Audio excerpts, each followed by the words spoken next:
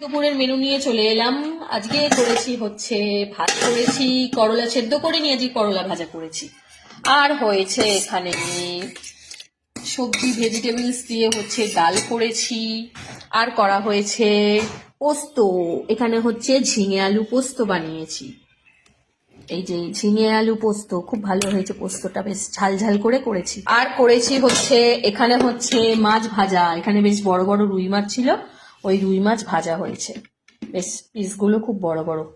তো বড়মশাই সকালবেলা 3 কেজি রুই মাছ এনেছে, তো ওই জাস্ট মাছ ভেজেই নিয়েছে, আর আজকে ঝাল ফাল। আর এখানে আছে স্যালাড কাটা। আর হচ্ছে এখানে হচ্ছে প্লেন একদম পেঁয়াজ দিয়ে আর লঙ্কা দিয়ে হচ্ছে করলা ভেজেছি। আর করলা ভাজা খেতে ইচ্ছা করছে, করলা সেদ্ধ রেগুলারই খাই, আর করলা সেদ্ধ তোমরাও খাবে, খুব ভালো। দেখবে স্কিনের কালার দেখবে মানে চেঞ্জ হয়ে যায়, মানে স্কিন কালার ভালো থাকে, তারপরে সব দিক থেকেই হচ্ছে খুব উপকার। আমি ছোটবেলা থেকেই এটা